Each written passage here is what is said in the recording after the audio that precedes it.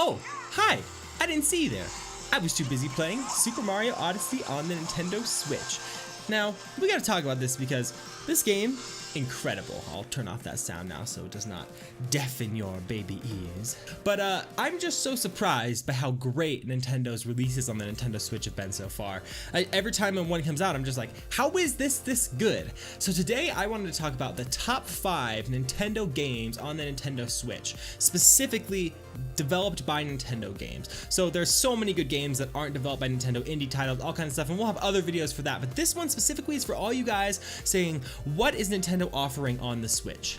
Here we go. And let's be honest, well, there are a ton of awesome games on the Nintendo Switch, and I mean a ton. There's over 200 games on the eShop right now. What Nintendo does best is make its own games. Every game franchise, Zelda, Metroid, Yoshi, Kirby, Mario, they're legends. And so that's why I want to talk about them today, because that's what they do best. So let's jump into the top 5 list of Nintendo games on the Nintendo Switch. Starting off this list is an example of something Nintendo does that makes it special and unique, which is to take a genre of games that's already well defined and a ton of people have played, tons of games have been made in it, and turning it on its head. I'm talking, of course, about ARMS.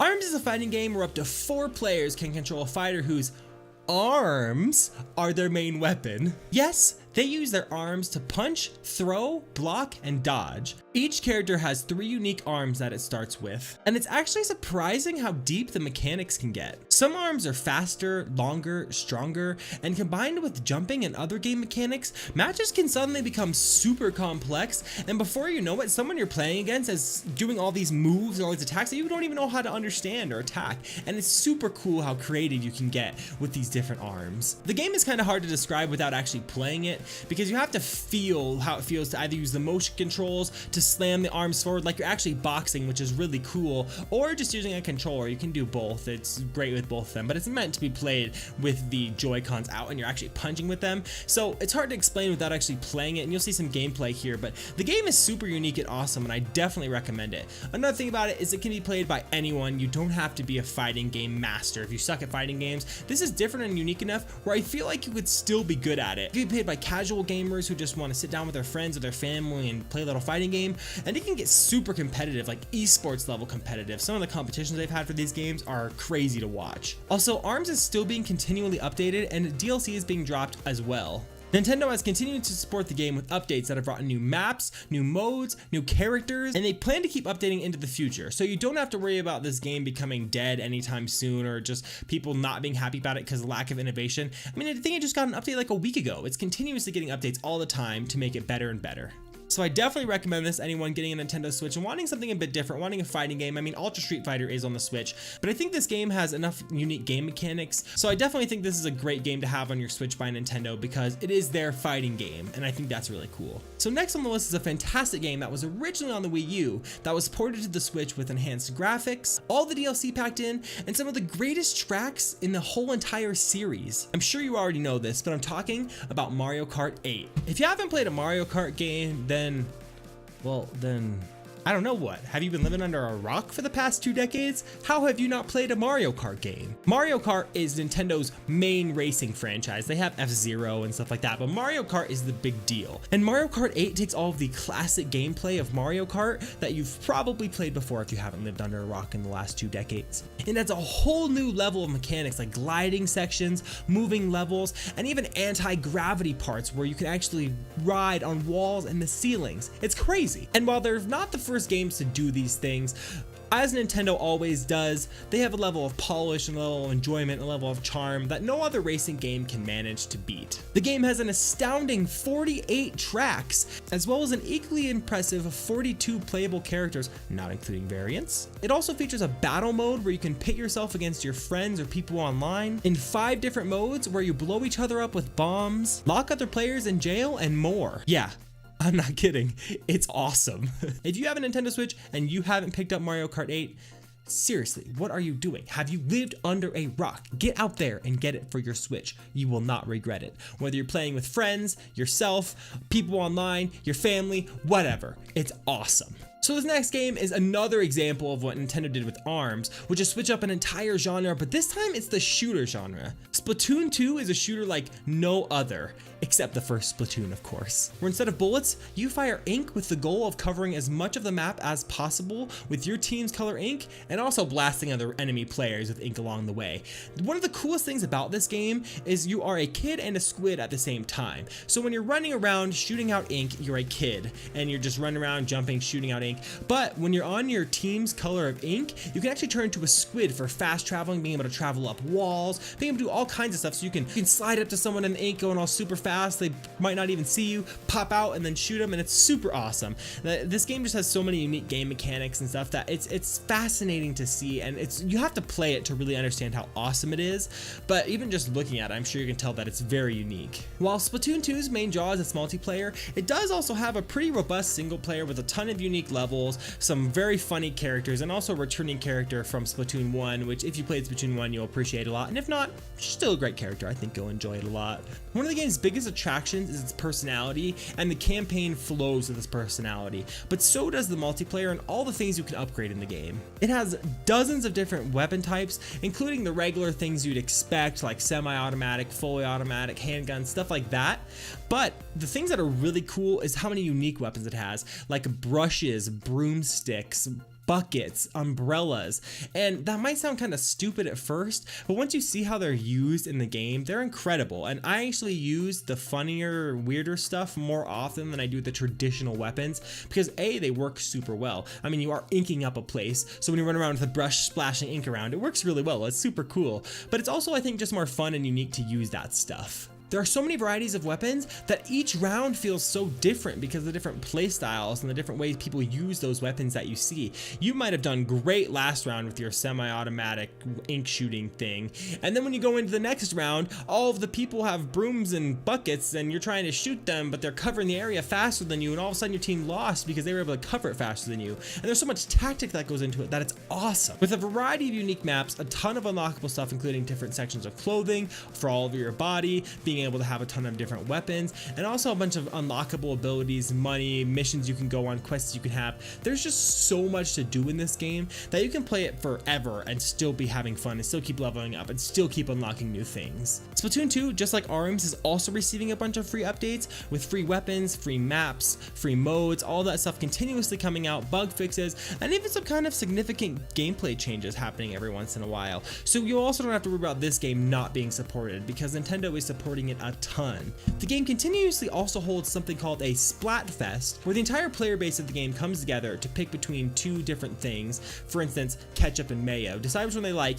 and then pit each other against those two teams, where for a day or two, or even a weekend sometimes, all there is just those different teams battling out to see who wins. And it's a cool way to get the community together, to freshen up the gameplay. They've released new maps during a lot of these, new ink colors, just things that you haven't seen before, and you get new clothing during it. There's just a ton of stuff you can do during those that are really cool, and it brings the community together around that cause. So if you haven't got Splatoon 2 and you're looking for a shooter on the Nintendo Switch, it's definitely the one to get. Do not skip out on Splatoon 2. You will not regret it. All right, so we get to the last two games on this list. I hope you're watching this far if you're thinking about getting Nintendo Switch games, because these two games are the best games on the Nintendo Switch, period. Not just Nintendo games, the best games, period. If you were like, I don't know if those other games are for me, they didn't sound great, these two, every single person should pick up. You will not regret it. Like, seriously, I don't know a single person who's picked up one of these games and said, this wasn't for me. I don't know how I feel about this, because it doesn't happen. Both of these games are in the top 10 highest Metacritic games ever. The thing is, they're both very different from each other, but they've received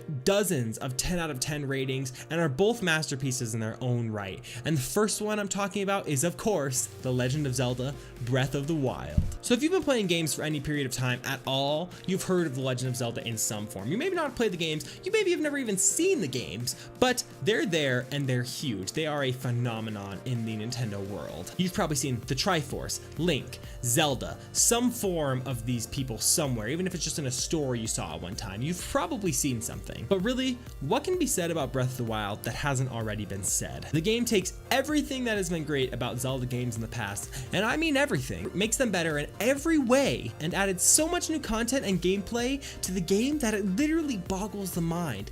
I mean, this game is ridiculous. It boasts one of the largest open worlds in any game ever, and literally everything you can see, you can go to. I mean, there eventually gets to the point where the very outside of the map, there's a massive chasm, and you can tell the other side isn't playable. But I mean, when you spawn, you see so much and you're like, I can't believe I could go to all that. That can't be true. And you're literally seeing such a tiny section of the map. There is so much in this game.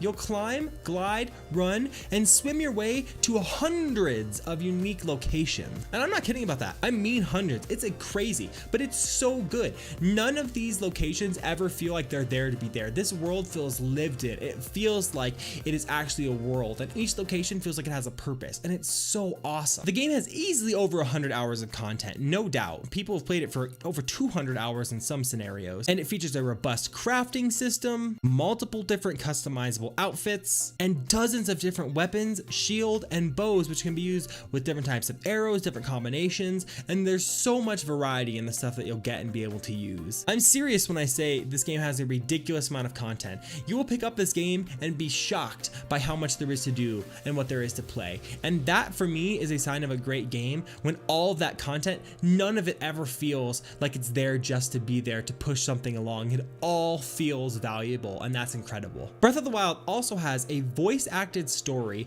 multiple DLC packs, continuing updates, and amiibo functionality for almost every single amiibo ever released. Trust me, this game truly is a 10 out of 10, and I couldn't say more to get you to go buy this. If you don't have it yet, go buy it. What are you waiting for? Go right now, go. And finally, the most recently released game on this list, Super Mario Odyssey. This game undoubtedly is also a 10 out of 10 masterpiece, but in a totally different way than Breath of the Wild. Mario Odyssey, in my opinion, is the best Mario game ever released, and that's beating Super Mario 64, which for me is a huge part of my childhood and was an incredible game. But this game is just, I can't describe it in words. It's incredible. The game is broken into different kingdoms, which are all open to explore and are extremely unique. You'll explore deserts, ice tundras, ancient lands with dinosaurs, and more. Seriously, there's so much variety. Each time you go to a kingdom, you're like, holy crap, I didn't expect this. It's amazing.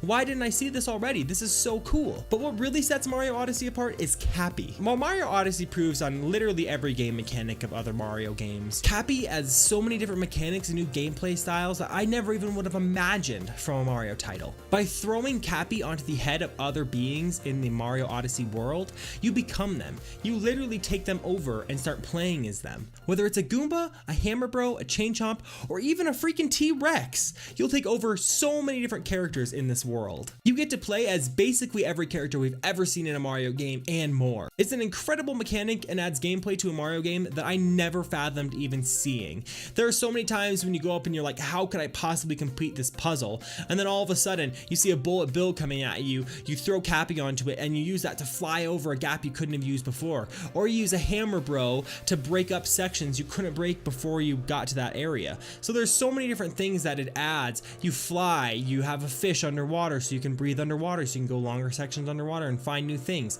There's so many different game mechanics that play through Cappy that it just makes it such a unique experience. On top of the already unique, beautifully handcrafted worlds, it's just unbelievable how different and unique this game is. And on top of that, the game has almost 900 stars for you to collect, hundreds of kingdom specific currency so you can unlock special costumes and other things that are unique to each kingdom. And there are multiple kingdoms, by the way. There's quite a few. I don't want to say how many exactly or spoil any of the kingdoms for you, but there's more than expected. Super Mario Odyssey is the culmination of everything Nintendo has learned over the past decades of making Mario games, and it shows, and it is seriously impressive. The game is an absolute masterpiece, and I really don't want to say more because I don't want to spoil anything or make anything not surprising to you guys. You guys need to go play this game, see these captures, the things you can do, and just be as much in awe as I was while playing it because it is excellent. Alright guys, that ends my top 5 Nintendo games on the Nintendo Switch. Some of them might have been predictable for you guys, especially if you've been following the Switch for a while, and I hope that if there's any of you that are buying Christmas presents or holiday presents for your significant others, children, friends, whatever, family members, whatever, that you're able to use this to get them the best game as possible, because a lot of these games are rated really high, especially Breath of the Wild and Mario Odyssey. You cannot go wrong with those games. everyone likes them. While ARM is a fighting game, Splatoon is a shooter game, like those two games are legendary. You go look at reviews of games, they are the top. You cannot go wrong with Breath of the Wild and Mario Odyssey, but I really don't feel like you could go wrong with any of them, and I think they're all really good accents to each other. If you had all five, you've got a fighting game, a racing game, a shooter game, two action adventure games. I guess Mario is more of a platformer, but it kind of feels almost like Mario Odyssey is an adventure game this time. I don't know. They're all incredible, and I would super recommend all of them. I hope you guys got value out of this video, and I helped you decide maybe on a game or two that you didn't have, or just enlightened you to some of the games that there were. I will be doing tons more videos like this, so if you did, make sure to smash that subscribe button, and don't forget to give that like button some love. Thank you guys so much for watching, and let's continue to create the greatest gaming community in the world.